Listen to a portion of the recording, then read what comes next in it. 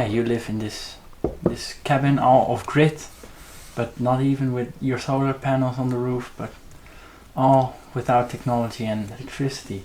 That's a big why. Yeah, I guess it's not something you do on a whim. I guess there's a few reasons why I live in this cabin without electricity and no email, no phone, no washing machine, no electric lighting. I guess the first and the main motivation is always ecological. I came to an understanding maybe 10-15 years ago that kind of industrial society was wiping out life on Earth. Like, that's not even controversial to say anymore. And I felt, okay, well, if I'm going to be campaigning on kind of environmental issues, then how can I do that if I'm also living a life that's dependent on those things? It's a bit of a juxtaposition. So at one point that I decided to give up money 10 years ago, which I'd done for 3 years, and then moved back to Ireland and built this cabin, but decided that for other reasons that I wanted to not have any electricity, not have any running water, or any of the kind of conveniences that we take for granted these days. Well, it was that kind of external reason first. Over the last 3 years, the reasons have become much more personal. Mm-hmm. I actually believe that all the technologies that we use, by their very nature, distract us from the here and now, from the present moment, from loved ones, from the wild natural landscape around us, from our inner selves, from every aspect of what it means to be human.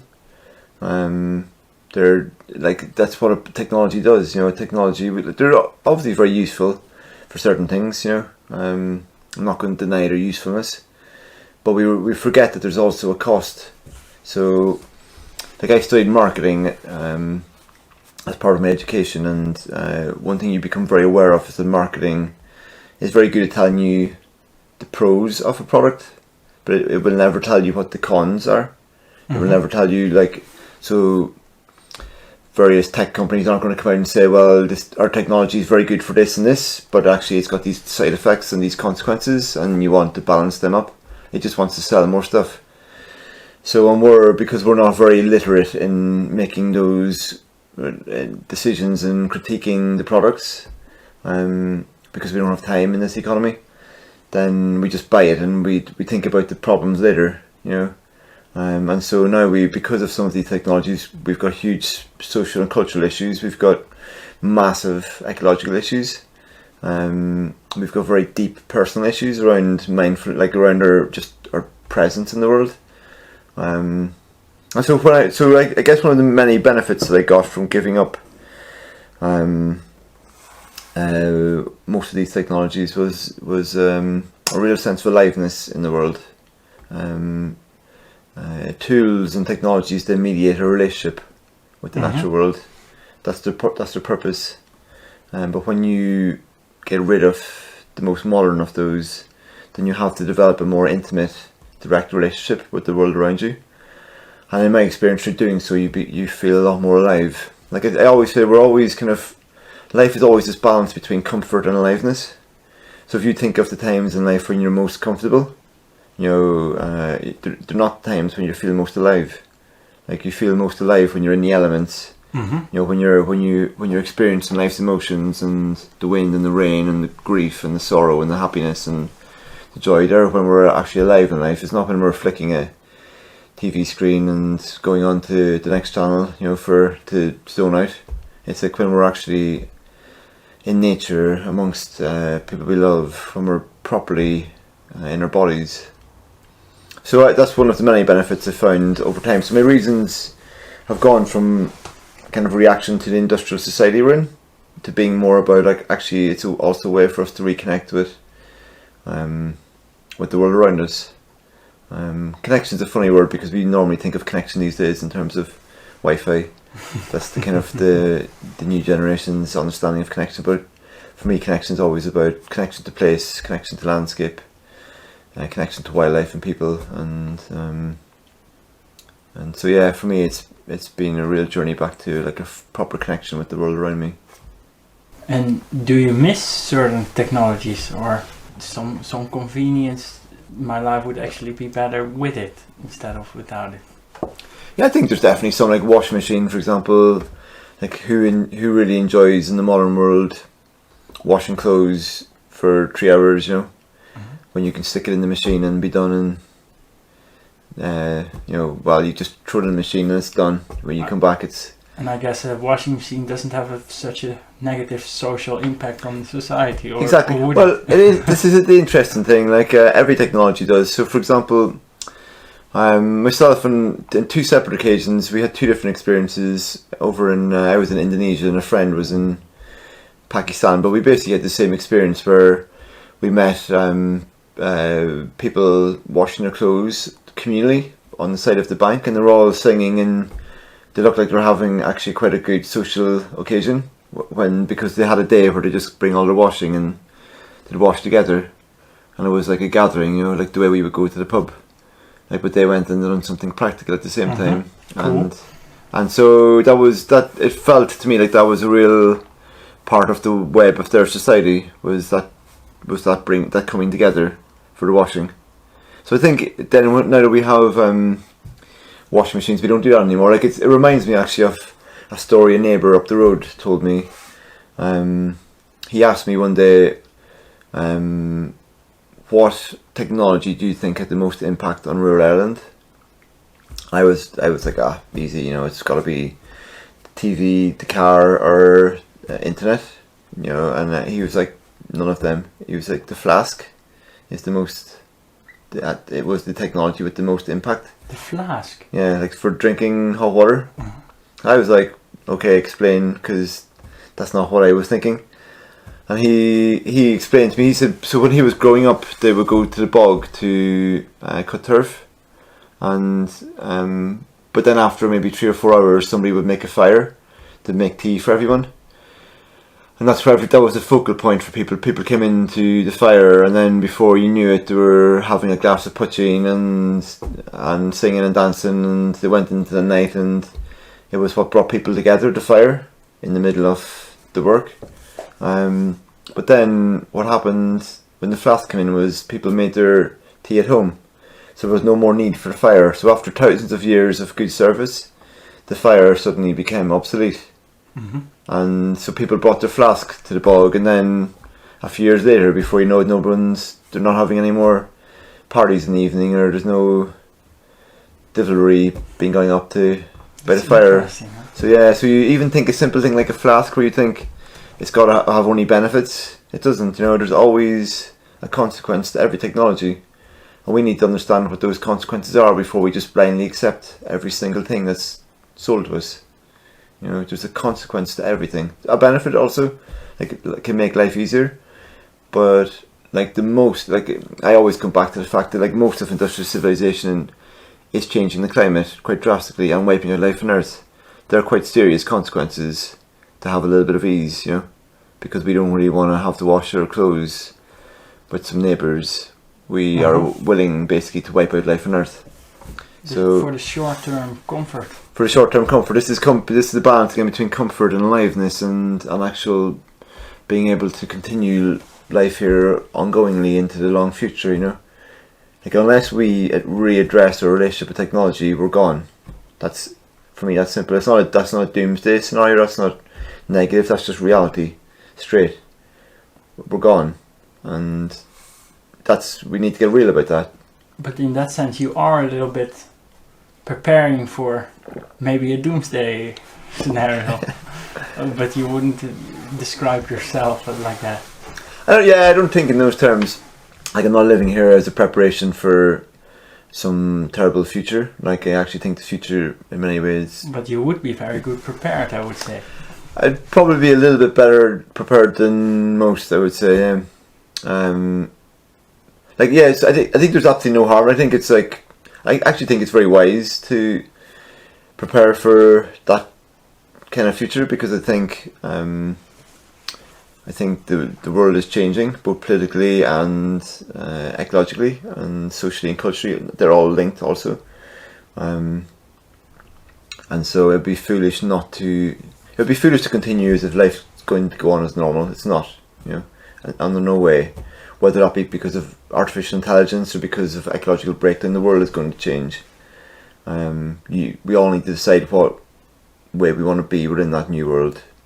So I think for me, it seems quite wise to prepare, I guess, now for that world. But I don't think it's the best motivation. I think there's better motivations for doing it, in terms of just the here and now. The here and now, the connection to life, the beauty of that, for me is what guides me now. And that's a long-term solution, so you would be, for the long-term you would also be settled no matter what happens. No matter what happens, exactly. Like, because with kind of apocalyptic scenarios, it may happen, it may not happen, who knows, and people make predictions and then the predictions don't happen, and then they get really disillusioned or burnt out, or the world's not what they thought. But if you just live a life for positive reasons, because it's a beautiful way of life, it doesn't really matter what happens in the world. Like, this life will still be a beautiful way of life in 50 years time, regardless of whether the world falls apart, or whether it's an artificial intelligence world, or whether it's just normal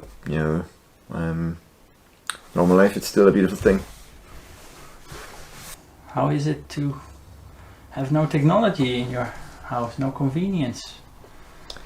Yeah, like within the cabin here, I've there's no distractions, basically. No smartphone, no email, no internet. There's no solar panels, no lights, no washing machine. There's no background noise even. There's no of the hum of the fridge. It's it feels like a very, very peaceful space. Also because the walls are built from straw bale, as well as giving very good heat insulation, they also give very good sound insulation. And like where I live anyway, it's not exactly a very noisy place. It's kind of in the middle of nowhere in Ireland. So I don't need a lot of sound insulation, but it always feels like a very, very peaceful space in here. I think there's something very different when you don't have the electronics in a room. It has a different. The room has a different sense about it. So yeah, I love being in here. It's where I do my writing. It's where I read. It's where I sleep and live. But it's a very lovely place to write in. It's like, obviously with writing, you want as little distraction as possible.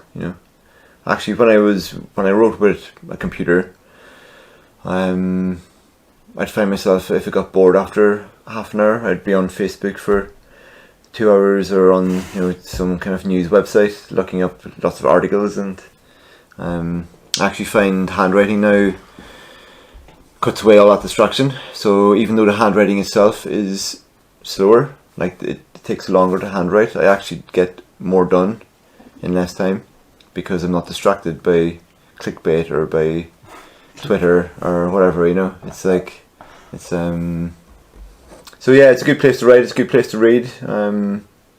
It's lovely. Like, I love in the winter evenings just sitting there in front of the fire. I've got a glass window in the stove, because for me the actual light from the fire is quite important, because I don't have electric lighting, so any light source is good. But it's very beautiful just sitting and watching the flame and putting your feet up after a hard day, outside, and satisfying.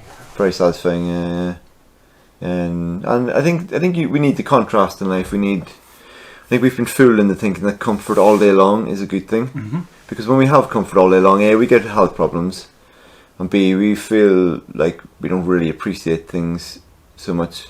But I think if you've been outside, if you cycled 20 kilometers to go fishing, and you've caught a couple of fish, and you cycle 20 kilometers back, and it's been raining and windy, and you're coming in, you're tired and hungry, but then you stick on the fire and you get your wet clothes off and sit down and read a book for an hour. It's like you really appreciate your feet up, your body's used, your feet are up, you're sitting back reading a book. Like, what better, than that? So I think we need the contrast in life to appreciate things, Yeah, I totally agree. And that's what we're missing in modern life a lot, because we've been sold the idea of comfort as being a good thing. Addicted to it. And we become addicted, yeah. And we've developed a whole lifestyle around being comfortable, even though we know that comfortable isn't comfortable, because we've so many kind of mental health issues now, depression's skyrocketing.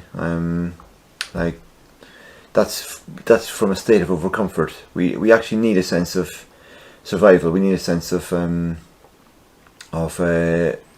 something important and meaningful to do in our day. And what's more important than survival?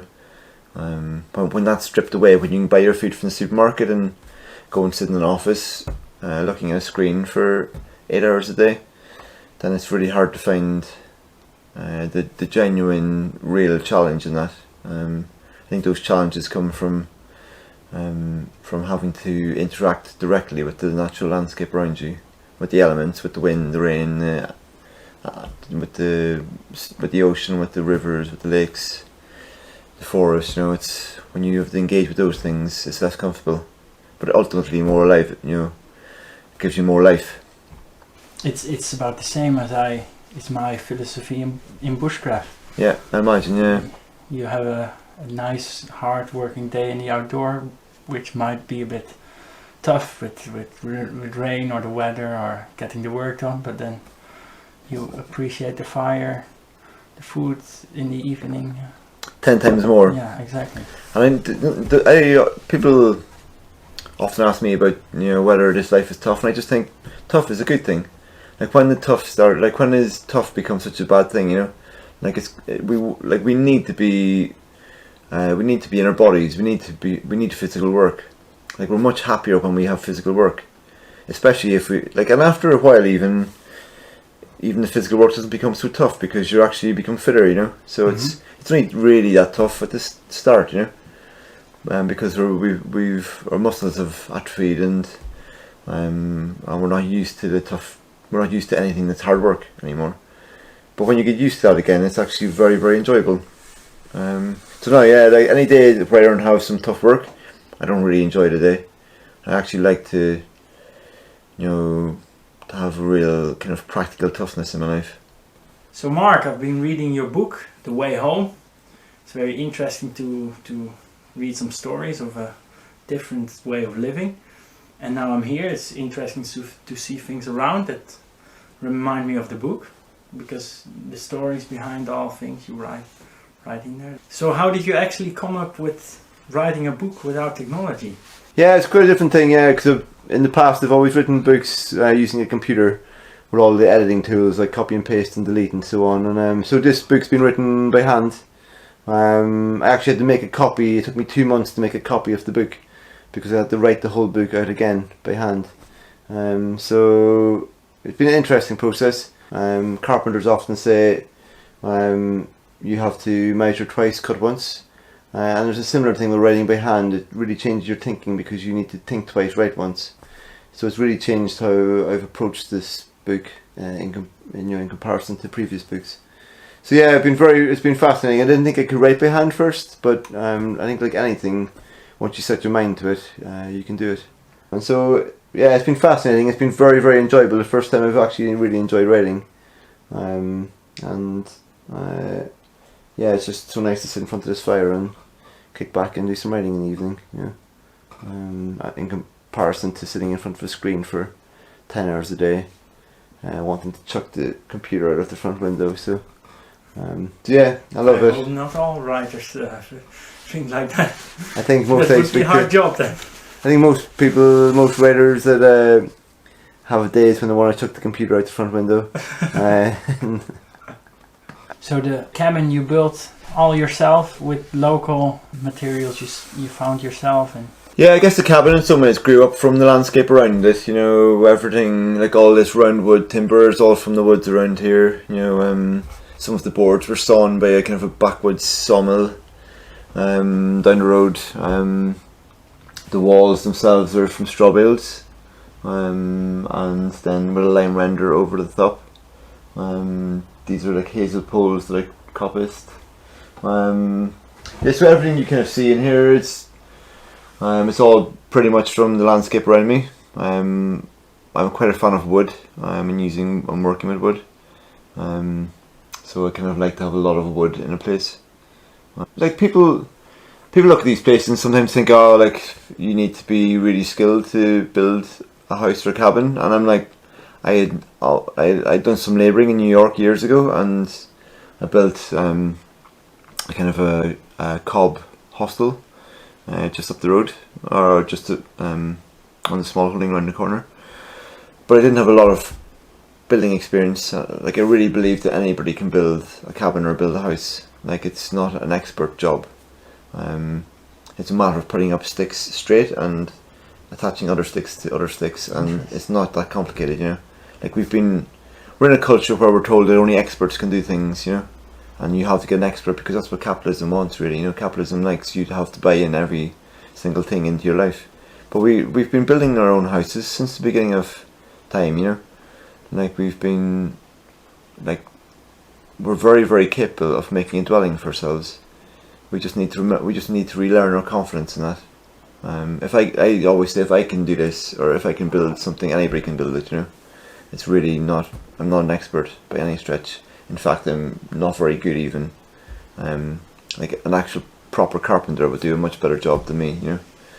So yeah, I think it's just actually more about having the will and the confidence to just go and do it.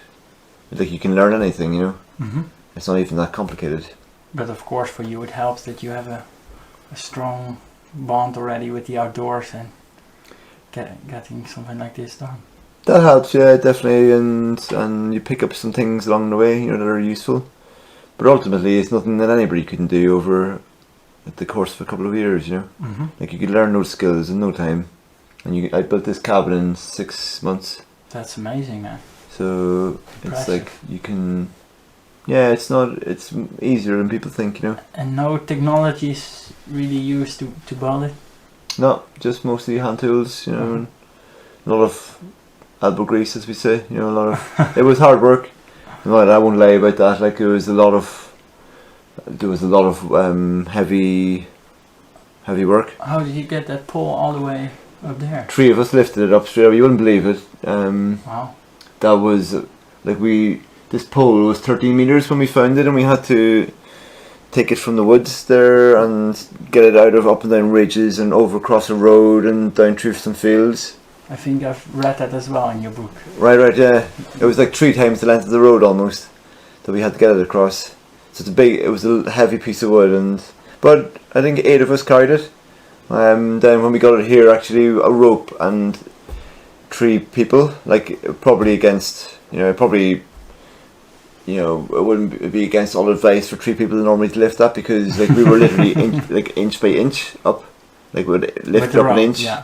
With a rope, and then hold it in a place and catch your breath, and then another 3 inches.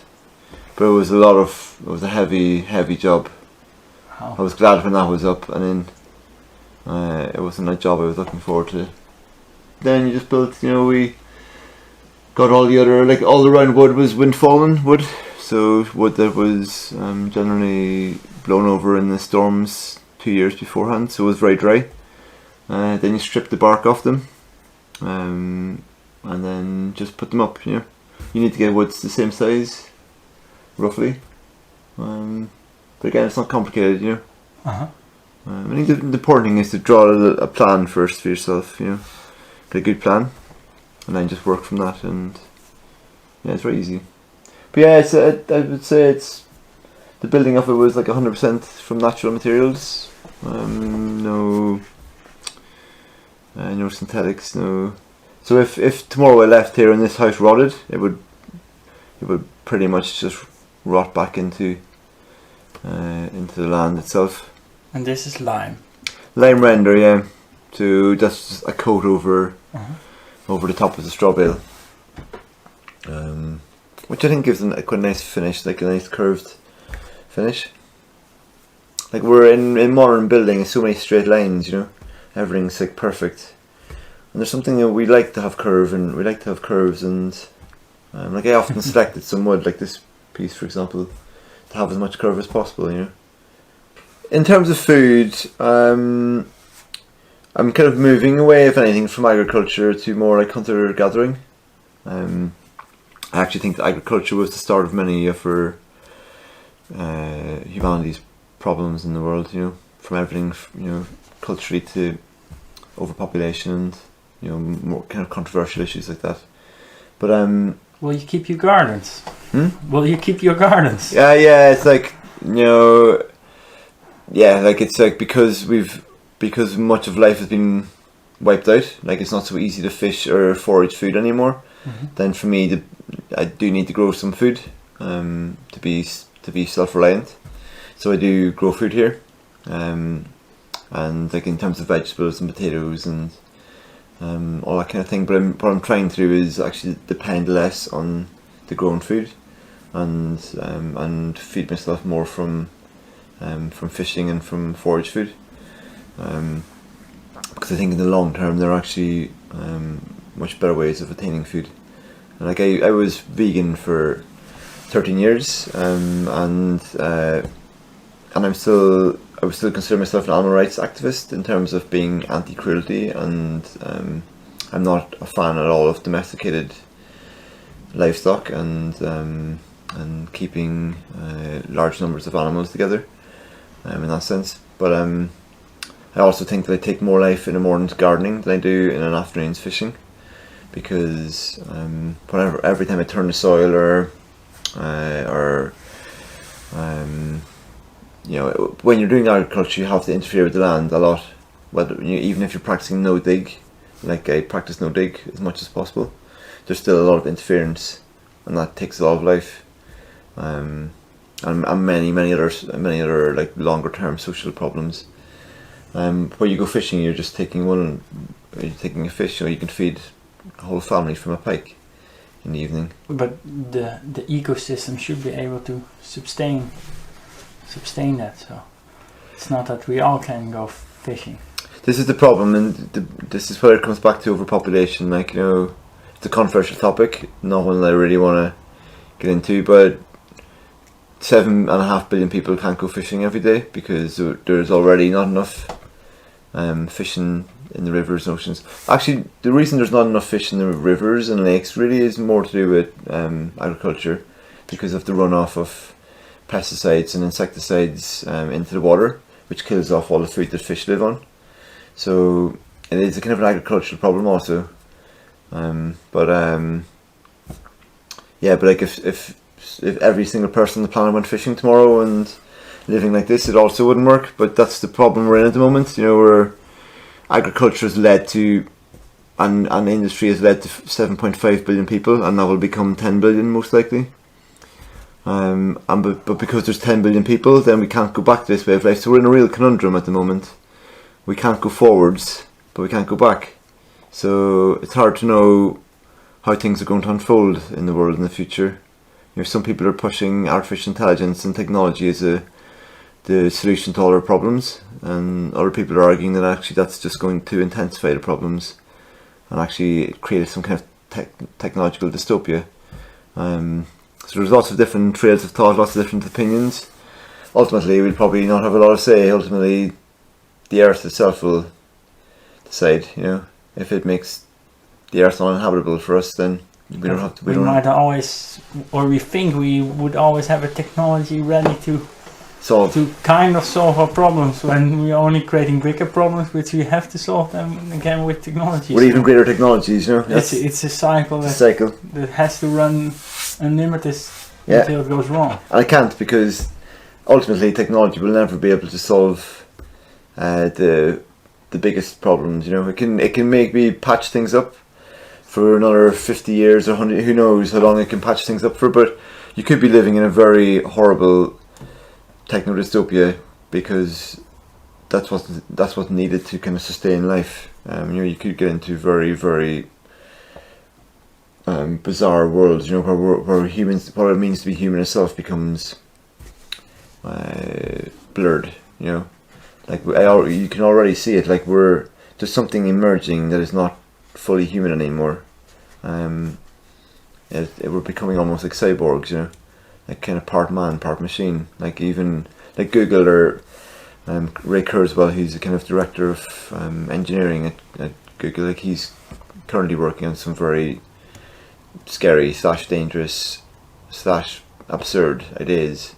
And one of them will be like Eric Schmidt, who also was this ex-CEO of Google, and now works with Alphabet, the kind of mother company. Like one thing he said was that actually what they're working on is so instead of having to type in your searches into the internet, just thinking them will be, you can search from just thinking it. So which you don't have to be a conspiracy theorist to kind of understand the potential problems with that. You know, the fact that some software company will literally know what you think, which is already happening, because instead of asking people things these days, we ask Google. You know, so we every day we input so much of ourselves into these things in the first place that Google already knows more about us than we know about ourselves. That's the kind of future you can be looking at. You know, that's the kind of technological utopia that certain forces in the world are working on, and are, you know, and very likely to make happen. But ultimately, you can't stop the ecological forces that are unfolding. You know, the fact that ice sheets are going to melt at incredible rates, the sea levels are going to rise, that the entire atmosphere is going to get 2 degrees, which will mean 4 degrees, which will mean 6 degrees, which will mean 8 degrees warmer. There's no technology currently existing or even dreamt of that is able to stop that level of warming, apart from us making serious changes to our lives. That's the best thing we could, instead of putting our faith in these technologies, we could just actually say, like, enough, let's just stop consuming shit and actually get back to having a real intimate experience with life. But in a world which is completely built on the capitalism, this will be a change that I imagine will be almost impossible without a big shock. That's it. Yeah, it's not going to be voluntary, unfortunately. Like, I'd love it to be voluntary.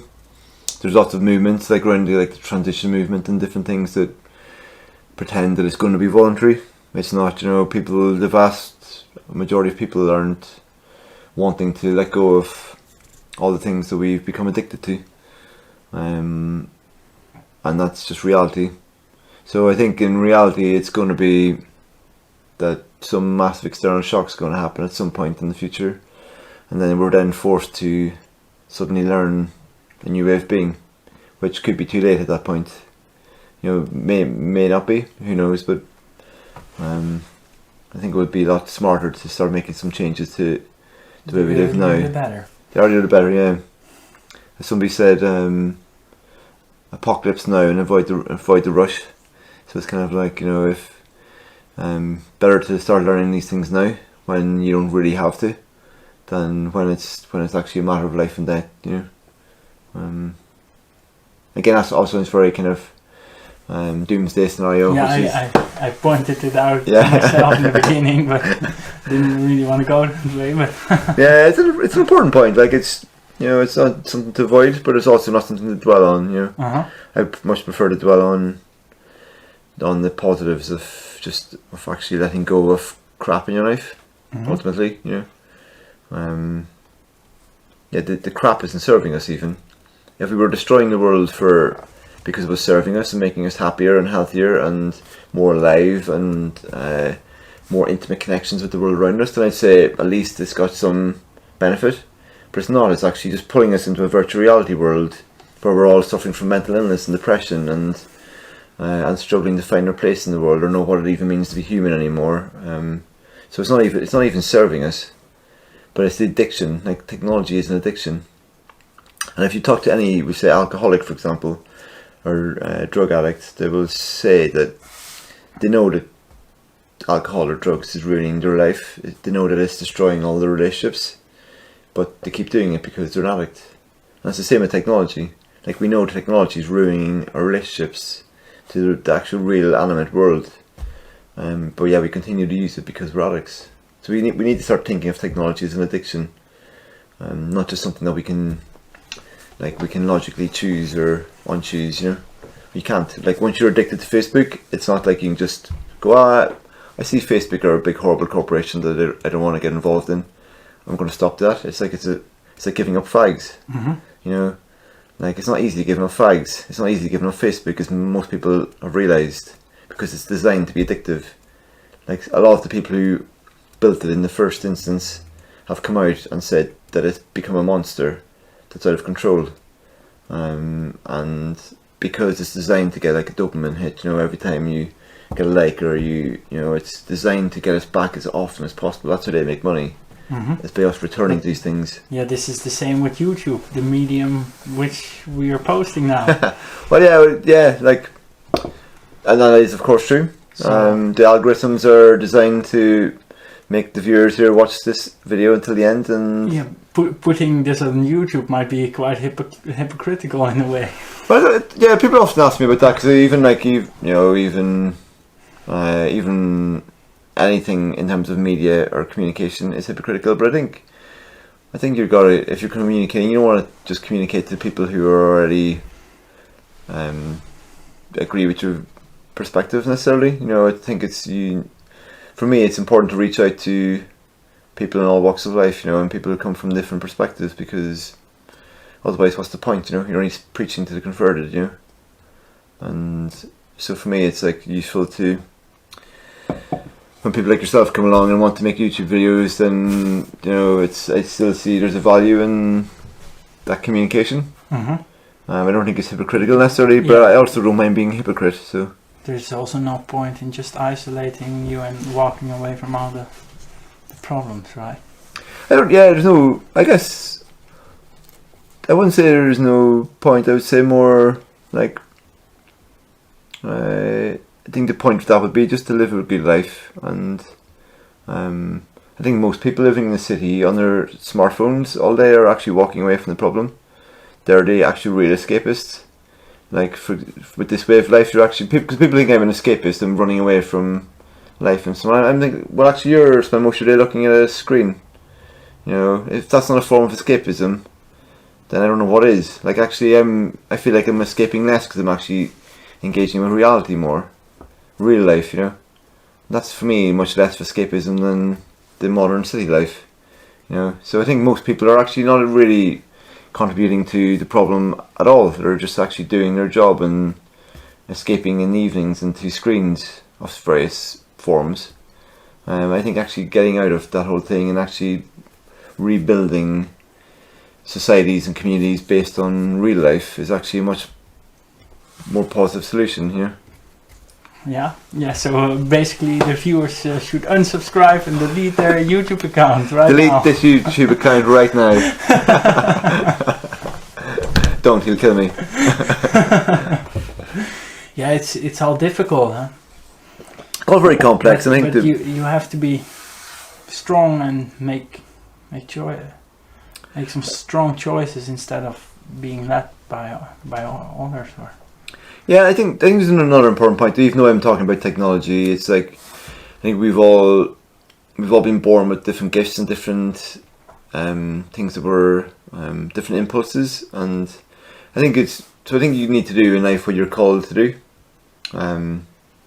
So I think for you enjoy making films, and you're also into bushcraft, and so one of your skills in the world is to actually make films about bushcraft and how we can engage with the natural world more. I think it's also important not to over theorize and over intellectualize these things. You know, you're here at this moment in time for a certain reason. You know, understand what that reason is and then live it. You know, for me, my purpose comes from living a good life, not a good ethically good, but a good in terms of a healthy way of life that could last forever. For somebody else to be something completely different. So it's not about like following a certain dogma necessarily. It's more about like actually really asking yourself, like, what am I here to do in this little short space of time that I call my life? Like, what's the purpose of being? Like, to really ask the big questions of life, you know, instead of just floating through it in a 9 to 5, you know, that earns you enough to pay the mortgage and have 2.4 kids and a nice car. You know, is that really the purpose of a human being? Like, what is the point of a human being? I don't think it's that. I think it's about being alive in the world and being present and doing something you really, really love with your time. I think. Do you have any advice to be able to actually do that? Because people these days are they're dependent on it. So it will have a big shock in their life if they make such a choice. So they have to pay the bills, and so it's very hard to make such a decision, isn't it? Yeah, like, well, at first you can decide not to pay the bills, and not have bills. Like, I don't have any bills, for example. But yeah, like in most people's circumstances, they've got a lot of pressures. The economy that we're in, it's not anybody's fault, really. The economy forces people into the structures that we find ourselves in, having to work the 9 to 5, often in jobs we don't even enjoy, to pay mortgages to banks that we don't even like. I'm reading a book, John Steinbeck, The Grapes of Wrath, at the minute, and it deals with that, and that was 100 years ago, and the exact same situation exists today. Same system, same problems. So I understand it, and I completely sympathise and empathise with that as a situation. It's a very difficult time to be alive in that respect. But I would say, in terms of advice, I would say the first thing is look at your addiction to comfort and to technology. If you feel that's an unhealthy addiction, then start addressing that. I think once you start addressing that, then your own solutions start becoming apparent. Like, you kind of realise you're a little bit happier because you're not on your screen 24/7. Just going for a walk in the woods or in the mountains at the weekend for a start would realise, God, I wish I could spend more time in the outdoors, engaging with landscape. And then you start seeing the kind of, God, like, well, how could I actually do that? How could I actually spend more time outdoors and less time in the office?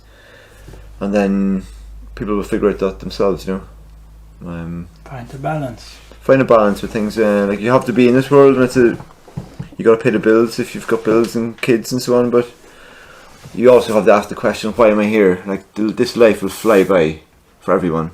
It is flying by, Do you really want to get to 70 and think, what the hell did I do in my life? You want to address that question as early as possible, and then kind of design a life yourself in which you can actually be fully human and be fully alive. And it's an important question for me, one we don't really have time to ask ourselves enough these days. Yeah, thank you. If you want to know more about Mark Boyle and his lifestyle, check out his book. Also, stay tuned for a future smooth fixed fishing trip with Mark Boyle himself. Subscribe, and if you like this content, consider supporting us on Patreon. Thanks for watching.